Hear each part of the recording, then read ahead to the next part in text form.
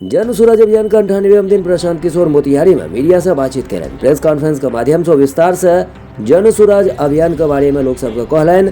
पद यात्रा के दौरान एखन तक अपन अनुभव के लोग सबसे साझा कलन। प्रशांत किशोर पद यात्रा के माध्यम से एखन तक पश्चिम चंपारण, शिवहर और पूर्वी चंपारण में लगभग 1200 किलोमीटर के पैदल यात्रा कऽ चुकल है। आगामी 14 जनवरी के जन स्वराज पद यात्रा गोपालगंज जिला में प्रवेश हो जाए। तो यात्रा का जो एक बेसिक परिभाषा है उसको यात्रा क्यों कहते हैं? ये तो मुख्यमंत्री का काम ही है, जो भी जनप्रतिनिधि है उसको प्रशासनिक समीक्षा को यात्रा न कहा जाए, तो उसको मैं यात्रा मानता ही नहीं। लेकिन एक बार को परिभाषा की बात हटा भी दें तो नीतीश कुमार जी इतने विद्वान व्यक्ति हैं, इतने अनुभवी व्यक्ति हैं, इसीलिए शायद रोज कहते हैं कि किसी को कुछ पता है। ये नीतीश कुमार का नया तकिया कलाम है। जो अगर पत्रकार पूछ दे, कोई समाज का आदमी पूछ दे, कहते भाई किसी कुछ पता है, इसको कुछ आता है। तो आप देख ही रहे हैं कि हम लोग जैसे आदमी जो जिसको कुछ नहीं आता है, पश्चिम चंपारण की स्थिति या पूर्वी चंपारण की स्थिति समझने में मुझे 50 दिन लग रहे हैं। फिर भी मैं ये नहीं दावा कर सकता हूँ कि मुझे पूर्वी चंपारण की सारी बातों की जानकारी है। नीतीश कुमार जी ने 4 घंटे में पूरा पश्चिम चंपारण का यात्रा खत्म कर लिया और पूर्वी चंपारण में करीब 15 मिनट का समय उन्होंने बिताया है। तो दोनों मिला दीजिए तो 5 घंटे में 1 करोड़ लोग रहते हैं दोनों चंपारण मिलाकर, और 1 करोड़ लोगों के बीच की यात्रा उन्होंने 5 घंटे में पूरी कर ली। तो ये आपके विवेक पर है कि भाई ये कितनी बड़ी यात्रा है, क्या कर रहे हैं। तो ये मेरी टिप्पणी है। नीतीश कुमार जी, ये जरूर सुखद बात है कि कम से कम चलिए यात्रा के नाम पर ही सही बंगले से निकले तो सही। नहीं तो नीतीश कुमार जी अब सरकार ऐसे चलाते हैं, सुबह में उठे और पुराने समाजवादी लीडर हैं तो बहुत लंबे समय तक पेपर पढ़ते हैं, बिहार के सारे अखबारों को पढ़ते हैं बहुत लंबे समय तक, 1-1.5 घंटा। हम तो साथ में ही रहे हैं तो जानते हैं इस बात को। पेपरों को पढ़कर ही सरकार चलाते हैं। जो पेपर में छपा कुछ बात उनको दिखी तो वहीं से फोन करेंगे अधिकारियों को, बताएंगे भाई देखो ये गलत हो रहा है, ये सही हो रहा है। दोपहर में 1-2 समीक्षा बैठक करते हैं, फिर शाम को बैठ के राजनीति की बात करते हैं। तो कम से कम वहां से निकलकर कोई प्रयास कर रहे हैं, आकर समीक्षा कर रहे हैं, तो उसका मैं स्वागत करता हूं।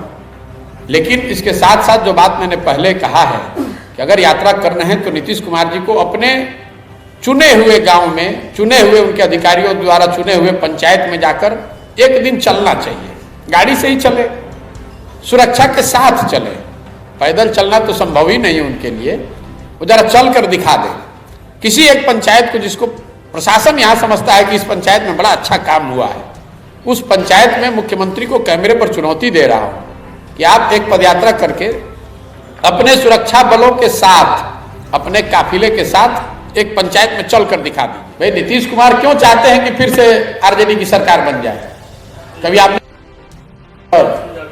ना इसलिए चाहते हैं, नीतीश कुमार जी को कोई तेजस्वी से सिंपैथी नहीं है।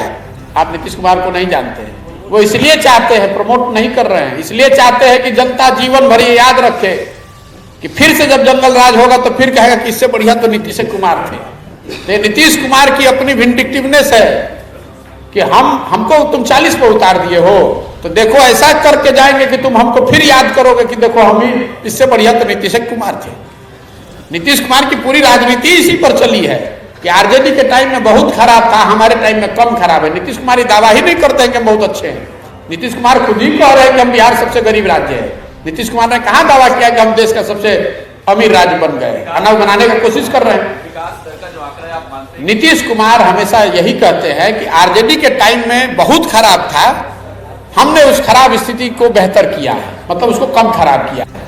तो मैं आपको व्यक्तिगत तौर पे जितना मैं नीतीश कुमार को समझता हूं उसके आधार पर बता दे रहा हूं, आप हेडलाइन बना लीजिएगा कि इसलिए नीतीश कुमार आरजेडी के लीडर को बढ़ा रहे हैं ताकि उनके जाने के बाद 25 के बाद उनको नहीं बढ़ाना, उनको भी मालूम है। तो जनता फिर जब जंगल राज आ जाए वापस, ताकि इनकी लेगेसी बची रहे, लोग कहे कि भाई इससे बढ़िया तो नीतीश कुमार था। कोई बढ़िया आ जाएगा तो आदमी कहेगा कि नीतीश से छुटकारा मिला तो कोई अच्छा सरकार बन गया।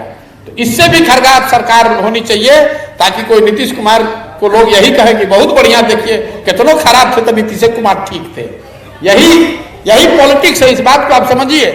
उनको कोई तेजस्वी यादव से प्रेम नहीं। हम नहीं जानते नीतीश कुमार अब तेजस्वी यादव में क्या संबंध है, हमसे ज्यादा आप नहीं जानते होंगे। नीतीश कुमार तेजस्वी यादव के फैन हो गए हैं। अरे उनको ये उनकी सोची समझी रणनीति है कि अभी 25 तक रहना है तो इनको साथ में लाओ और जाने से पहले इस भस्मासुर को सर पर बैठा के जाओ ताकि बिहार की जनता भोगे, देखे और हमको याद करे कि भैया इससे बढ़िया तो वही था। ये उनकी समझ है। आप जानते नहीं नीतीश कुमार को। यहां तक आपने राहुल जी की यात्रा के विषय में बताया, ये बहुत बड़े लोग हैं। कांग्रेस इतनी बड़ी पार्टी है, वो देश के स्तर पर बहुत बड़ा प्रयास कर रहे हैं। हम लोग, हमारे लिए किलोमीटर करना, उनका एक फिक्स रूट है, उनको 3500 किलोमीटर चलना है और 3500 किलोमीटर में उन्होंने कन्याकुमारी से कश्मीर तक पहुंचना है और उसको वो करीब 6 महीने में कर रहे हैं, 180 दिन में करेंगे। आप देख रहे हैं कि मैं जो कर रहा हूं पदयात्रा, मेरे लिए किलोमीटर का कोई महत्व नहीं है, मेरे लिए दिन भी फिक्स नहीं है। मैं पश्चिम चंपारण में, पूर्वी चंपारण में 25-25 दिन मेरा अनुमान था कि हम यहाँ आएंगे। 250-300 किलोमीटर चलना पड़ेगा। हम ऑलरेडी 1000 किलोमीटर चल चुके, 100 दिन हो गए यहाँ। तो मेरे लिए यात्रा सिर्फ माध्यम है समाज को निचले स्तर पर समझने का, उनके साथ उनकी समस्याओं पर चर्चा करने का, उन लोगों से मिलने का जो इसको सुधारने में मदद कर सकते हैं। सिर्फ रोड पर चलने से, अगर मैं पूरा चंपारण, पूरा बिहार पैदल चल दूं तो मुझे कोई ओलंपिक में रिकॉर्ड तो बनाना नहीं है। मुझे ये नहीं दिखाना है कि मैं कितना फिजिकली फिट हूं, कि मैं कितना किलोमीटर चल सकता हूं। उद्देश्य समाज को समझना है, समाज के विषयों को समझना है। उद्देश्य ये है कि इसको सुधारने के लिए कुछ योजना बनाई जाए, कोई कार्यक्रम बनाया जाए, उन लोगों को के विचारों को सुना जाए जो इनसे प्रभावित हैं, जो इसकी सुलझाने में मदद कर सकते हैं। तो इन यात्राओं में जमीन आसमान का फर्क है। और तीसरी एक जो महत्वपूर्ण बात मेरे नजरिए से है, बहुत लोगों के नजरिए से नहीं है, मैं ऐसा समझता हूं कि जीवन में आप कुछ भी, उसमें ईमानदारी और शुद्धता बहुत जरूरी है। मैं पदयात्रा अगर कह रहा हूं, ये यात्रा नहीं है, मैं पदयात्रा कर रहा हूं, तो 2 अक्टूबर के बाद मैं गाड़ी पर न बैठता हूं, न घर जाता हूं, न छुट्टी मनाता हूं, न ब्रेक लेता हूं। यात्रा ये कंटिन्यूअस यात्रा है, मतलब एक बार शुरू किया है तो जब खत्म करेंगे तभी रुकेंगे।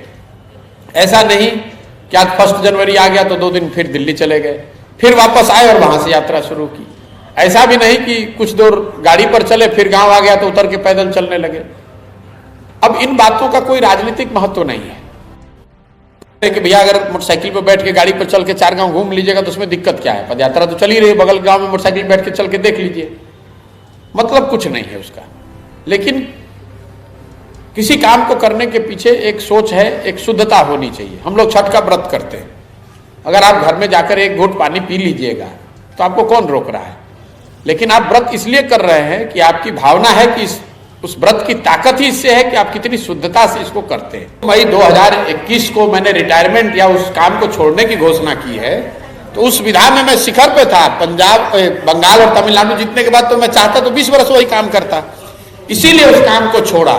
फिर 1 साल तक ये पूरे मंथन के बाद, सोचने समझने के बाद मैंने जीवन के लिए, अपने जीवन के लिए तय किया है कि नहीं, ये आएंगे जो आजादी से पहले कांग्रेस की व्यवस्था थी, गांधी जी की व्यवस्था थी, जिसमें समाज का हर वो व्यक्ति जो आजादी के लिए, देश के लिए कुछ करना चाहता है, वो उस व्यवस्था से जुड़कर अपना योगदान दे पाता था, परिवार, जाति, धर्म से ऊपर उठकर। वैसी अगर व्यवस्था बनाना है तो हमें समाज में जाकर काम करना होगा। ये प्रपोजल लेकर ही कांग्रेस के पास गए थे। आप में से कुछ लोग जरूर जानते होंगे कि मेरी कांग्रेस से लंबी चर्चा भी चली। मैंने उनको कांग्रेस का लोग कहते हैं कांग्रेस का ब्लूप्रिंट रिवाइवल का क्या दिए थे, यही दिए थे कि आप अगर राजनीति में फिर से पुनर्स्थापित करना चाहते हैं तो समाज ही जरिया है। राजनीति से समाज सुधरे नहीं सुधरे, समाज से राजनीति को सुधारा जा सकता है। जो हम अभी कर रहे हैं ये सामाजिक अभियान नहीं है, ये समाज के माध्यम से किया जाने वाला राजनीतिक अभियान है। हम दल नहीं बना रहे हैं, लेकिन पहले समाज अगर नहीं तैयार होगा तो ये मेरा विषय है। और मैं अपने जीवन के अगले 2 साल, 4 साल, 5 साल, 10 साल इसी में लगाना चाहता हूं कि बिहार में करके दिखाना चाहता हूं। तो अगर बिहार में ये हो गया तो पूरा देश इसको मानेगा। पूरा देश कैसे मानता है कि आज हम चुनाव प्रबंधन हमको आता है, हमने उसको करके दिखाया है। तो हमारे पास हम चाहे जितना भाषण दे दें, लोग तो मानेंगे नहीं, लोग तो यही कहेंगे कि नहीं जाति के आधार पर ही राजनीति होती है, लोग तो यही मानते हैं कि नहीं इसी तरह की राजनीति होती है। तो मुझे इसको बिहार में प्रस्थापित करना है, इससे एक नया मॉडल बनेगा, नई राजनीतिक व्यवस्था बनेगी, तो वापस आएगा। क्योंकि देश में के लोग ये मानेंगे कि जिस बिहार के लोगों को वो अनपढ़ और मूर्ख मानते हैं, उन लोगों ने एक ऐसी व्यवस्था बना दी जो देश में स्वतंत्रता के बाद किसी ने बनाई नहीं। तो उससे हम लोग का अपना गौरव वापस होगा और बिहार के विकास में एक बड़ा मूवमेंट शुरू होगा, ये तो होगा ही होगा। इसीलिए अपना जीवन का सब कुछ छोड़ के हम इतना बड़ा अभियान सरकार में आने के लिए थोड़ी ना कर रहे हैं। वो तो आज नीतीश कुमार को ये सब होने के बाद आज फोन करेंगे तो कल हम आप सरकार में आप हमको पाइएगा। हमको कौन रोक रहा है बिहार में सरकार में आने से?